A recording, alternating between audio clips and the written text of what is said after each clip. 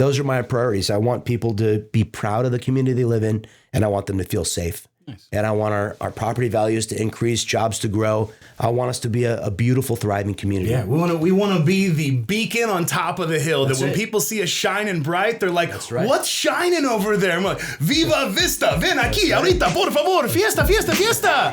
So that's what we want Vista to be. When people come in, they need to feel like this is their home. And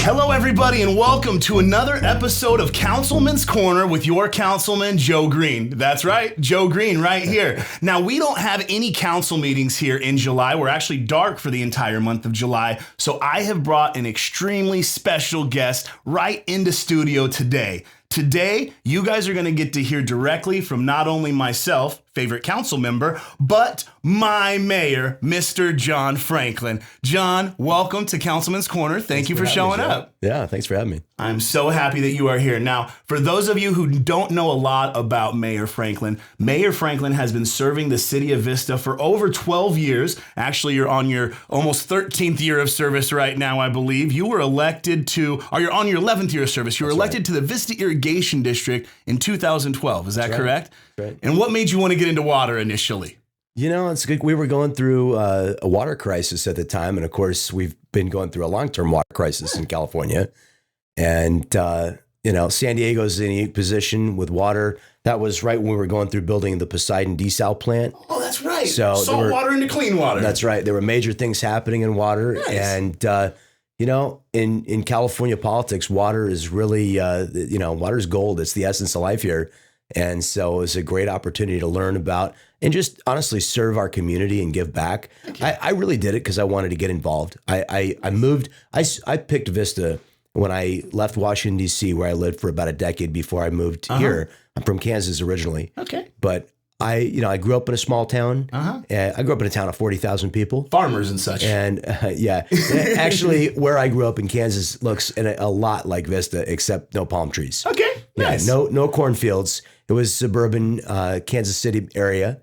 And so I picked Vista because it looks a lot like where I'm from. The weather is much nicer and no snow, which I really appreciate because after doing that for most of my life, I was ready to never shovel another, load of snow. Yeah, I would never want to shovel snow. And one cool thing I learned from you about being on Vista Irrigation District is where we get our water from, which I'm going to let him tell you later how special Vista is when it gets to their water. Now, you were elected to city council in, 14. Is it 2014? Right. So from 2014 all the way up until 2022. So for 8 years, you served as a council member, also a couple terms as deputy mayor. Right. And you're currently serving as our mayor from 2022 through 2026. Now, things I know about you, just kind of reading up about you, is that you're kind of passionate about fiscal responsibility, which is a really big thing, no structural deficits here in Vista as we operate. Traffic flow is a big thing for you, working on homelessness. And I know your top priority is public safety, making sure that the residents of Vista every night when they go to sleep feel safe and feel like Vista is the place that they want to call home. So I'm super happy to have you here today. And I understand that Shauna has to free you up to do a lot of stuff like this. Yep.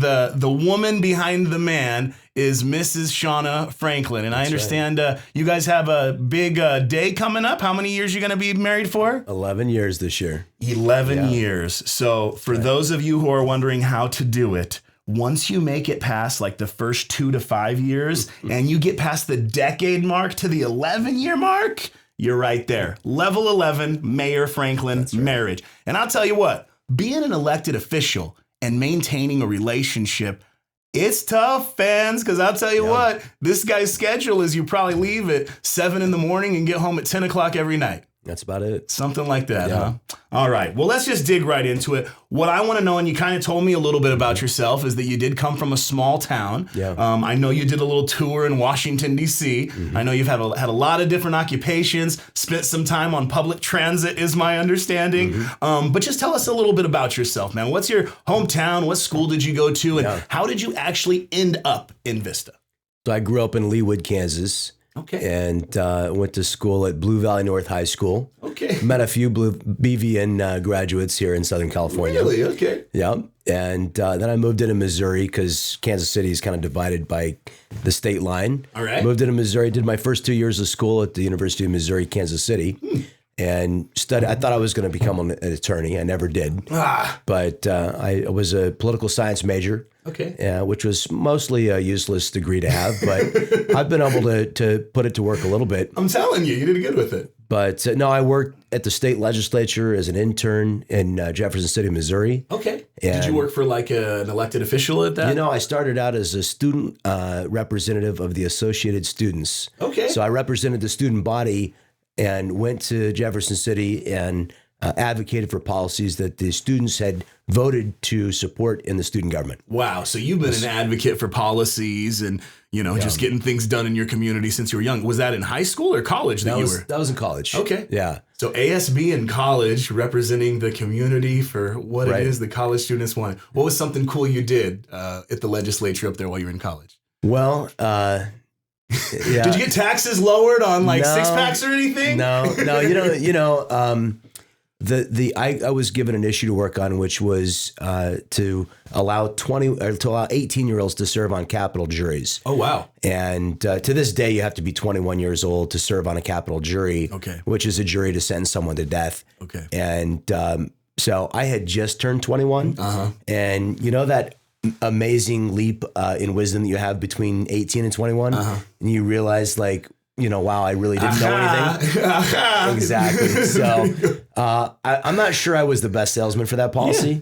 And I actually had a legislator that looked at me and he said, do you really buy this? Mm-hmm. And I said, well, I'm here to, support the students' ideas, not my own. Mm-hmm. And he said, well, why don't you come to work for me instead of the students? Oh, wow. And so I did. That's kind of what got your foot in the door. Yeah. I did 4 unpaid internships. Wow. I started with the students, then I interned for a state legislator, and then I worked for a small firm in Washington, D.C. Wow. And then I interned in the House Majority Whip's office in the U.S. Capitol building. What was the majority whip at the time? Roy Blunt from Missouri. Roy Blunt from Missouri. Love the guy's last name. Sounds amazing. Roy Blunt. So question for you. I mean, once you served there, how did you decide, okay, I want to be in that position? Because I'll tell you what, as an elected official, knowing what elected officials go through, it's not the ideal job unless you got really thick skin and you're really serious about serving, which lucky for you guys, thick skin, serious about serving. Right. So what it was like, you know what? I want to do this. Yeah, that's it. I've been passionate about public policy and about serving other people my whole life. Mm-hmm. And I actually started my own business in 2006. Okay. And 6 years later, it became a true going concern and became the thing that supported my family. Wow. I met Shauna in 2011. Okay. We got married in 2012. And actually 2011, it became my main line. And, I've been very fortunate and blessed in business. And so I've had the opportunity to, both be an entrepreneur and be an employer. We have a small business here in Vista. Our business is located in Shadow Ridge. Nice. And so, I've had the pleasure of signing the front of the paycheck as well as the back of it and serving in government. And I've had a lot of different great experiences, but public service has always been at the center of my career. Yeah. And I started to tell you earlier, I moved to Vista because it was the size of community that somebody could be involved in. Mm-hmm. That's what I love about Vista and this size of community is that you can make a difference. Every one person can make a difference in a city this size just by choosing to show up and speak up. Mm-hmm. And so I started doing that on the water board, got involved. I joined my business, been a member of the chamber for, I can't remember how many years. And Optimist Club member here in the city of Vista too, right? Club. Little league guy. You got a good friend who's got pretty involved there. That's right. Yeah. I've been proud to be a sponsor of the Little League here. And just, generally be a part of the community, get to meet all kinds of people like you and just have fun supporting the community and just, really dig in as a leader. And, something you said that really stuck to me is that you had 4 unpaid internships. And, I have 4 kids and, they're not really kids anymore. They're, in their, mid 20s, low 20s. And then my son Joey is 16 years old. And, you didn't just wake up one day and decide you wanted to be mayor. You didn't just wake up and say, hey, I want to be a political science major. You thought you were going to be a lawyer. My daughter actually went to college undefeated on a debate scholarship to be a lawyer, and she's going to major in art. So you never really know what path you're going to take to get there. But what I really wanted to focus on is, as an unpaid intern for those 4 years, how did you kind of get by? And, what did you do to make it? Because I know I rented rooms with buddies growing up and kind of did it. So, because right now I know you're successful. I know business is good, but people look at where we are now and are like, how'd you get there? So tell me about that. I grew up in a very middle-class family, and I have made it my own. I've worked full-time since I was about 12 years old. I had one of those internships when I interned in the Capitol building for the House Majority Whip. That was all I did. And that was the only time in my life that I didn't have a job. So while I was interning, I was working at nights and the weekends. And, I finished my last year and a half of school at night so that I could work full time during the day. So I put all of my time to work, and I've continued to do that my entire career. For me, a half day is 7 to 7. Yeah. And I tell young people all the time, that's what is required to be successful. You have to invest a lot of time, and it takes a lot of hard work. I certainly, when I came to Vista, wasn't thinking, geez, I'm going to be mayor one day. Of course. That never occurred to me. I just took advantage of one opportunity that was in front of me to serve, and that led to the next one and the next one. And when Mayor Ritter retired after 24 years serving the city as mayor and councilwoman, I looked around and I said, this is what's next. This is the opportunity that I need to take advantage of to serve my community. And I told Mayor Ritter, and I've told you, I'm probably not going to do it for as long as she did. It is, you pointed out, our wives give up a lot. They certainly do. They make a bigger sacrifice, honestly, than we do. We're going out doing the hard work, but they're living without us a lot of times because we're out with the community, and it's not always the most fun for them to come to 12 or 15 events throughout the week. Of course, because we're out there, shaking hands and talking to people, and they got kind of left behind. And so it's, it's something that we have to prioritize our families. Yeah. So I think, like you, I want to be a citizen leader. I want to do this for a time, and then I want to step back with my family and my business and focus on, making sure that my family is coming first. Sure. Well, I'll tell you what, when you decided to run for mayor, I was super excited about it because as a little kid growing up, I always dreamed of being mayor of Vista. And I'll tell you what, once I kind of got involved in politics a little bit, I realized that job just might not be the job for me.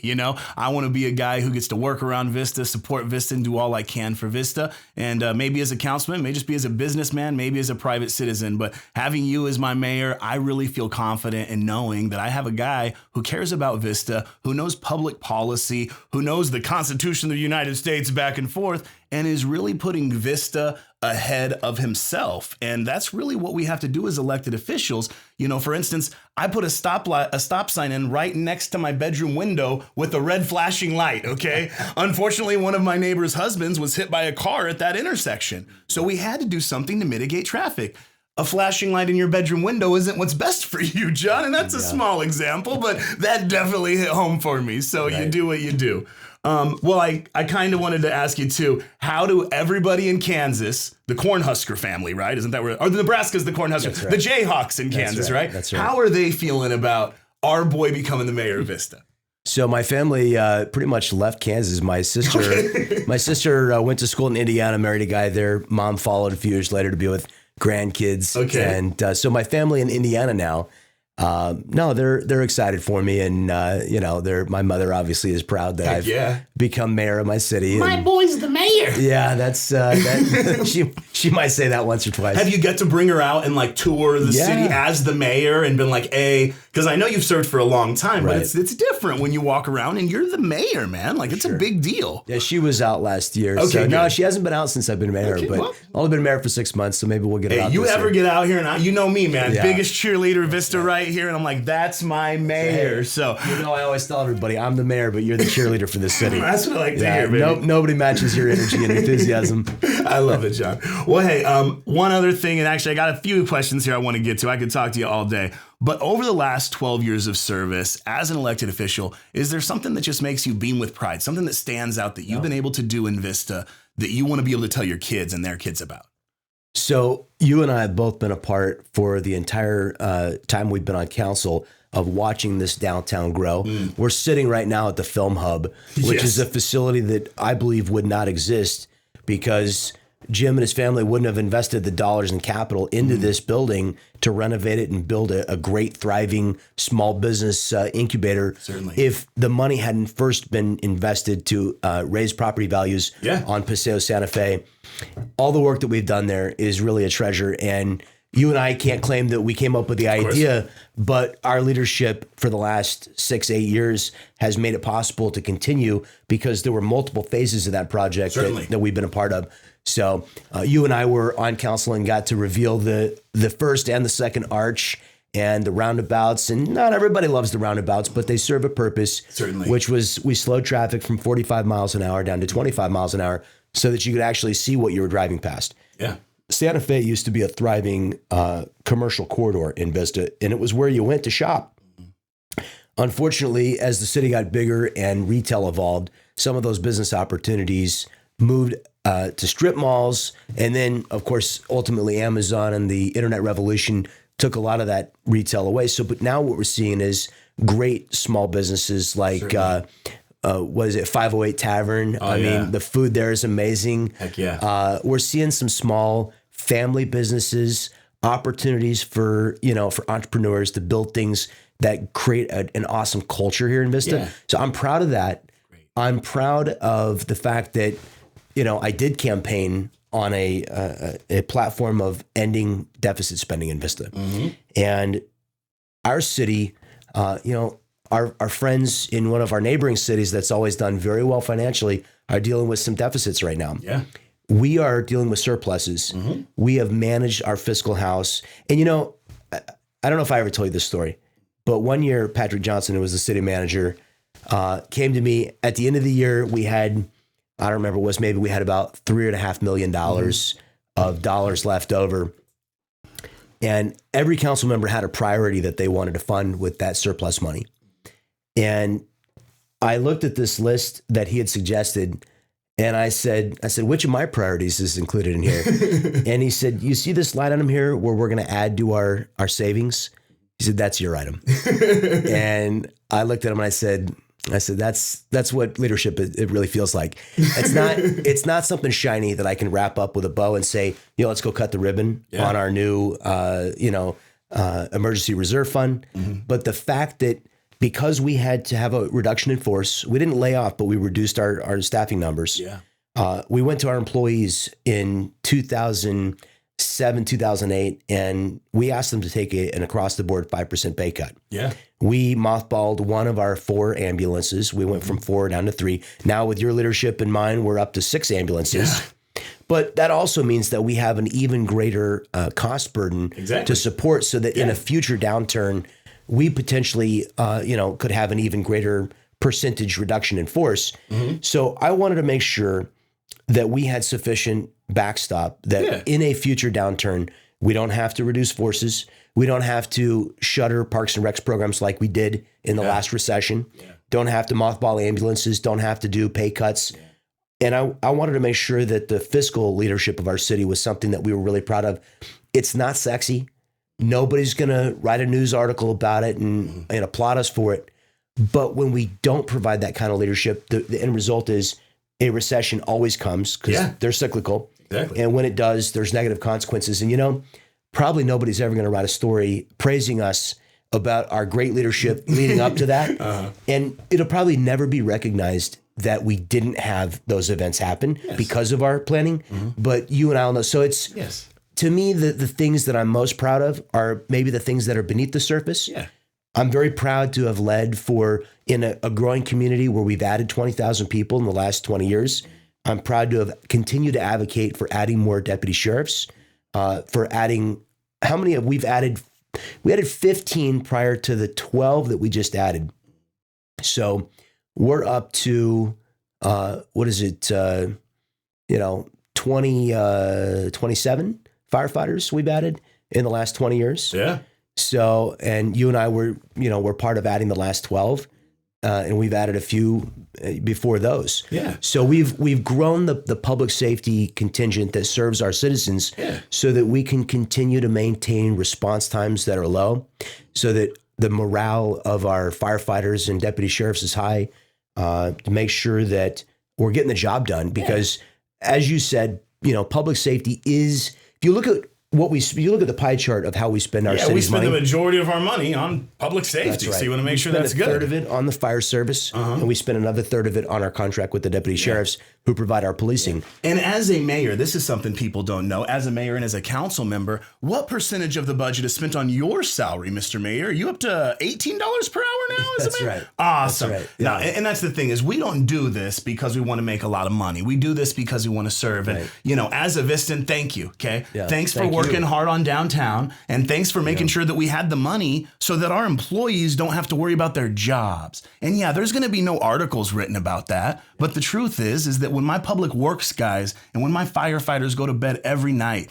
and, every, second and fourth or second, third and fifth Friday, they know that check's coming in because guys like you and I in our financial department have made sure that we're not frivolously spending money on things that aren't going to last in perpetuity for our city. And as a guy who used to ride his Huffy in downtown Vista and jump off the mattress building onto their, mattresses in the back, because that's all we had to do in Vista, I'm stoked in everything that's been done. We talked a lot about business. What do you do for fun, man? You got any pets? Do you golf? Do you jog? Are you a marathon runner? What's up? Clearly, I'm not a marathon runner. John, I know that's a shocker. I didn't know if you're identifying as a marathon runner. Keep going. Throughout the years, I've actually been quite a cycling enthusiast. Okay. I haven't been doing a lot of it lately.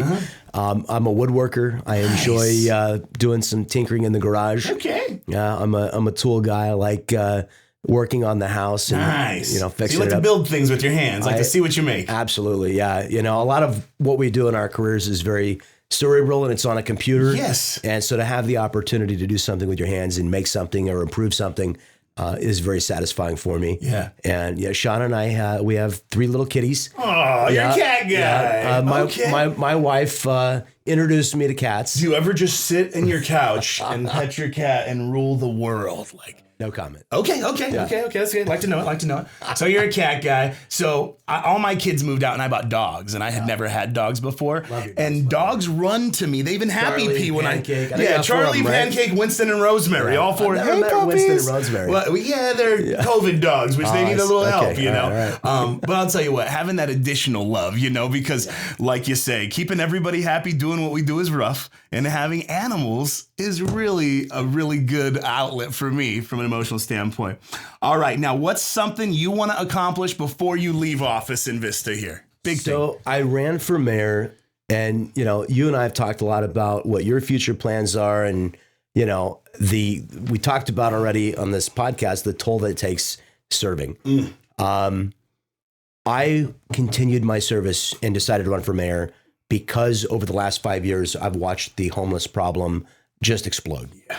And honestly, if it wasn't because I truly believe that I could personally make a difference by leadership on this particular subject, then I would have stepped aside and I would have let somebody else have the opportunity to continue to lead on all the other issues. And I would have stepped back and I would have shown up as a citizen to advocate. But I really think that the time that I've invested in this subject, and I've worked with a lot of leaders from our county supervisors, the DA, the sheriff.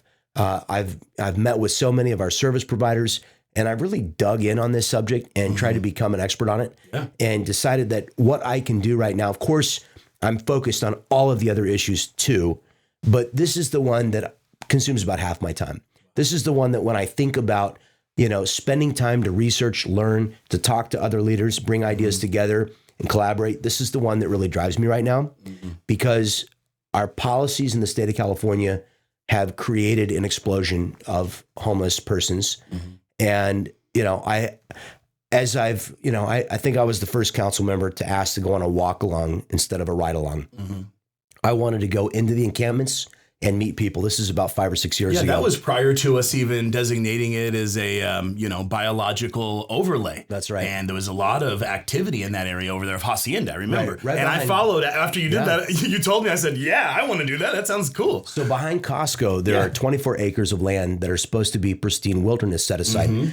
In California, when you build on a riparian habitat, you're required to buy an equivalent amount of riparian habitat to set aside to be mitigation land in perpetuity. So that land is supposed to be it's supposed to be mitigation land, supposed to not be messed with, supposed to make sure that our natural resources are intact. Right, for our endangered species. Let go, basically, right? Well, what happened is when we went down into that encampment, into those 24 acres, our sheriff's deputies lovingly refer to this as the jungle because there's so many people that were living down there. And there's so much garbage. It looked like a landfill. I saw pictures of the things they were putting into our water supply, and I know that runs right into huge pollution, and the conditions that these individuals were living in were terrible. Yeah. And so it actually came out of my first walkthrough of the jungle was the idea to strengthen our environmental protections and also to try and help those people. And, this is something I've struggled a lot with and had a lot of conversation with people about is what Los Angeles did. Los Angeles has a policy that says you can sleep on the street, but you can't sleep on this street. If you want to sleep on the street, you're going to go to this 6 square block area. They call it Skid Row. And that's a policy that some cities utilize to push the problem out of the public's perception, out of sight, out of mind. But it's not out of mind. And a federal judge has ordered them to clean Skid Row up and to find permanent housing for everybody there. I don't know how they're going to do it. It's an impossible problem now. But to me, that's sweeping the problem under the rug. Yeah. And that denies the fact that these are human beings. Yeah. And the most emotional experience that I have had during my time on the council is to meet numerous parents. And by showing people that I truly care about our homeless community, the parents of kids who are homeless on our streets have approached me and shared their story with me about their efforts to try and help their adult children who are living homeless on our streets. Wow. And many of the people that I've spoken to in the encampments they're children of Vista. They grew up here and they became homeless in Vista. And that's why they're still here. Yeah. And so that's top priority. That's why it's so important to me because I've seen the pain in the faces and the eyes of the parents.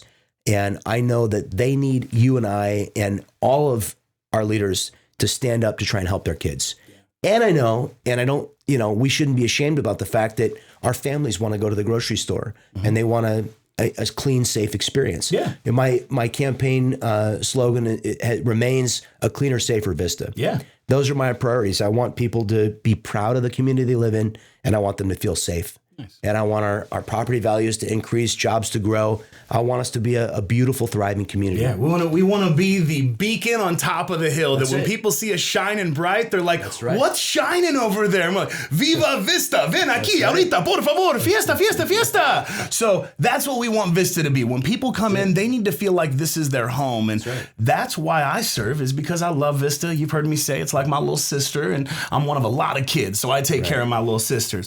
Well, I think having a priority to address homelessness, and you've been a huge part of the City of Vista's strategic plan to address homelessness. And if you guys haven't looked at the strategic plan to address homelessness, know that it's really encompassing. There's a lot of different aspects of it. And one thing the mayor and I were all about was making sure that we had homeless outreach team vans. High five, my man. So now when you drive through, you will actually see trucks and vans that say homeless outreach teams. They're actually going out into the community. And that was a big thing that we all talked about is, hey, how do you actually serve our unsheltered population? How do you get them to accept the services? And I know that's a battle that we're going to, be fighting for a long time. There's not one real correct solution for homelessness. There's a lot of different ones that are all encompassing. And working with you and, you sharing your expertise with me and gleaning from all the consultants, we pay way too much money. It's been really cool to kind of learn about what we're actually doing in Vista to really provide a humane solution to the unsheltered population, because we're not just throwing your stuff away and kicking you out of where you are. We literally are providing mental health services, health and safety services, transportation services, relocation services. it's all encompassing. So I'm really glad that you kind of brought that up and talked about your passion for it. So I asked the city staff to create cityofvista.com/homelessness. Okay. And that's where you can find the information about our homeless strategic plan. And the first step was to get out there onto the street and meet, not one time, but to meet a series of times. We've had over 5,000 engagement conversations with a population that ebbs and flows, but it's about 258 people as of our last update that we had here in the end of June. The population, there have been people come into the population and leave the population, but we've racked up about 5,000 outreach conversations with our homeless outreach team. Good. Which, you and I had this discussion, but I went to the city staff and I said, we've built this team to outreach to the homeless, but we don't call it the homeless outreach team. So we need to brand it the homeless outreach team. Exactly. Because after we hired outreach workers, Carlsbad branded their team as the hot team, the homeless outreach team. And people started to come to us and say, why doesn't Vista have a hot team? And I've tried we do have a hot team, but we weren't calling it that. So we branded it so that people know. And that's super important. It's important. Yes. And I appreciate you doing Councilman's Corner, because it's one thing to lead and it's another thing to let the citizens know what we're doing and to communicate. And if we're not doing that, then they don't know that we're leading. And, they don't, that this is part of leadership is communication. I'll tell you what, the 10,000 people or more that I have on social media, they don't show up on the second and fourth Tuesdays, but they all have opinions and they all reach out. So being able to get that information out to them is a really, really huge aspect. So, I like to do it. And when it comes to homelessness and just what we're doing, I really feel like the citizens don't know everything that we're doing.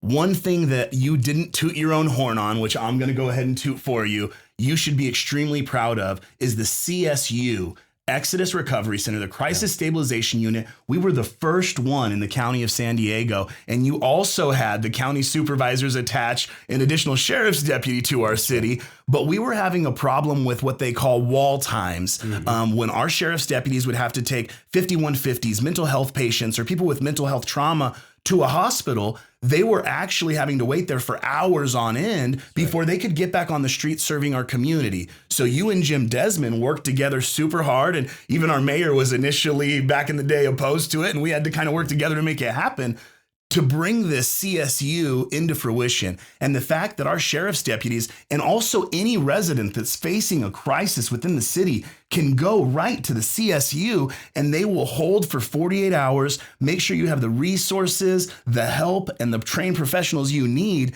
to really turn the corner from a mental health crisis. And that was kind of the example of a CSU in the county. I don't know how many there are now, but I know there's more now, right? Yeah, so Oceanside has one that's not on site with Tri-City. Tri-City is currently constructing a 16-bed psychiatric hospital. Palomar, Escondido has one that's not on the Palomar campus, but Palomar is currently working on an 80-bed psychiatric facility, which is tremendous. And there are at least two more. Wow. So I had, let's see if I can remember my 3 conditions I had. I asked Jim Desmond's office in the county of San Diego to meet 3 conditions. Those 3 conditions on opening the crisis stabilization unit were, number 1, because it had the potential to create some additional safety concerns, was that they're going to fund an additional deputy for the city of Vista. Number 2 was nobody's going to be brought from Escondido or Chula Vista or somewhere else in the county to our crisis stabilization unit who's not admitted for treatment and dropped at the front door. So if they weren't admitted for treatment, they had to be put back in the police vehicle and transported to some other location. There's got to be a triage plan when they show up. We don't want Vista to be a place where people are dropped off. Of course. That's super important for our community. We already have the jail here, and that's not fair to us. So I got that agreement and concession. And the final one was, we were the first, but there were supposed to be 8. And I think we're up to 5 now. But the idea that if there's a CSU, a crisis stabilization unit in Oceanside, one in Escondido, one in Poway, if there's a constellation of these around the county, then logically you wouldn't bring somebody from Poway to Vista. You're going to treat them there in their own community. But the point of that was I asked them, keep the commitment to build the other 8 because then Vista wouldn't be a magnet for those services. That's fantastic. We want to serve the population of Vista, but not draw population from other places that may have some safety issues that come along with it. For sure. So, that was what I ultimately negotiated for. Wow. And it took a year to get to county. They almost built it without our involvement at all on the county courthouse complex, but ultimately decided to work with us instead. Yeah. And so it was a tough negotiation, but that is something I'm proud of. Yeah. And another thing too was, I don't know where you say, bring you back home per se, because we were having different offenders who were committing crimes out in El Cajon, coming to serve in Vista, and then they were released from Vista with no form of transportation back. And I know you were a leading advocate as well to make sure they had transport back to their homes, because nobody wants to be released in a foreign city not knowing what to do. And years and years in the past, that was kind of the MO of the sheriffs, is they would be brought down, they're released from, our jails out into a city that they don't know anybody. And that's a big reason why we had the issues there. So I know we could talk about all this stuff for hours and hours, my friend, but I appreciate you being at the tip of the spear on that and really just getting educated. So being the mayor is a very, very tough job, and knowing how hard you're working at it makes a citizen like myself and a councilman who gets to work with you extremely, extremely proud. So.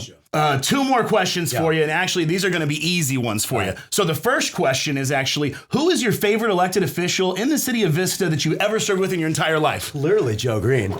Joe Green! Bells and whistles, more fireworks, Vista, I win! Yeah, if anybody else has a podcast, you're not allowed to ever ask that question because he's already answered it here. And then something that I wanted to do with you that I feel like people never get to hear from is the mayor's opinion of the best in Vista. And we're going to do it kind of quick, and know that this is just off the top of his head businesses. So if there are any of you that he doesn't mention, it's not because he doesn't love you. It's just because he's not even prepared for whatever it is I'm going to ask. And stop thinking about your answers, Mayor. Here we go. So what I'd like to know from the mayor is, what are your favorite Mexican food? Taco. Italian food? Nucci's. Cheeseburger? That's a tough one. Ooh, got him on the cheeseburger. You know what? I like to cook my own cheeseburgers. Oh, homemade cheeseburgers. Don't buy them out very often. My man. All right. Yeah. Chocolate shake? Handles. Handles chocolate shake. Favorite brewery? Probably Belching Beaver. Sushi?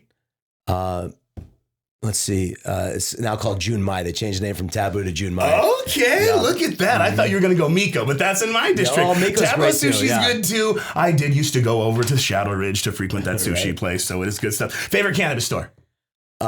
You know what? I love them all. I can't say I'm an avid consumer, but I love our investors and business owners in the city. They've created a lot of jobs and a lot of great tax revenue, but you don't have a favorite as of yet. Well, I'll tell you what, we are equal opportunity electeds when it comes to our businesses. We love you all. We appreciate that you are here doing business in Vista. And when it comes to cannabis, the mayor and I are happy that we have cannabis businesses in Vista that are doing good work to support the economy, give us additional tax revenue, and help with all that public safety stuff that we're working on as well, which is really good. So, Mayor, I can't tell you how much I appreciate you coming in. Is there anything you'd like to look into that camera and tell the citizens of Vista before I get you out of here today? Any little inspirational thought from the mayor, anything like that? Sure. What I want to say is thank you to you and to every citizen of Vista for giving me the incredible honor of being your mayor and the opportunity to lead. It's a responsibility that I take very seriously, and I spend a lot of time, answering emails and phone calls. I get probably about 5 to 10 emails or phone calls every single day, and I love hearing from people. Wow. Alicia, Solutions for Change, has been giving my cell phone number out to folks who are looking for housing all over the county. And in the last week, I got 5 calls from families with children that were looking for shelter. So, I feel this stuff very personally because I don't work at the top. I work from the bottom up with the people that are in need and to try and meet their needs. And I take it very seriously every time a citizen reaches out to me with a concern or, a question about what we're doing on council or a problem they need solved. I go to work on it personally, and I'm just grateful for the opportunity to do that because it's very rewarding personally. Yeah. It does take a lot of our time, but it's a lot of fun. Heck yeah. Now, that brings me to the most important thing is, how can people get in touch with my mayor? Is there a website? Is there an email address? Instagram, Twitter? Tell me about it. How do they get you? They can go to johnfranklin.org and find all my contact information, or just Google Mayor John Franklin. Okay. And it'll pop up on the city's website, on my personal website. But cell phone number is 760-689-2220. Or email me at jfranklin@cityofvista.com. Dang, 689-2220. Call your mayor. 689-2220. Did you flash that up on screen, Mateo? Take it down. Yeah, Just joking. Keep it up. The mayor loves you. Yeah. jfranklin@cityofvista.com is also his email. If you want to add to those 5 to 10 emails a day, he'd love them. We thank you guys so much for watching Councilman's Corner. Did I say council members? Councilman's Corner. Thanks for watching. We'll be right back to tell you who won our fantastic giveaway this week. Bow, bow, bow, bow. Vista loves you. Thanks, Joe. We out. Thank you, Mr. Mayor. Hey guys, Joe Green here. We're doing something real special this week. The actual winner of our hat is one of the interns that films right here at the Film Hub. His name is Daniel Durantes. Mr. Daniel Durantes. Let's go give him one of these bad boys. Hey, Zeke, what's up, man? Oh, Mr. Durantes, how's it going? Good. My name is Joe Green, sir. How are you? I'm good. How you doing? Good. Now, as you know, you work on my podcast, Councilman's Corner, Yeah. and you are one of my newest subscribers to @JoeGreen760 on YouTube. That's right, @JoeGreen760. You are the lucky winner of a custom Joe Green Vista hat. All right. Hey, Daniel, thank you so much for subscribing. Tell all your peeps, what do they got to do to get one of these hats? They gotta like and subscribe to the Joe Green YouTube channel. Woo! All right, Daniel, thank you so much, my man. There you go. Enjoy your Vista hat. Peace out, Vista. Let's go!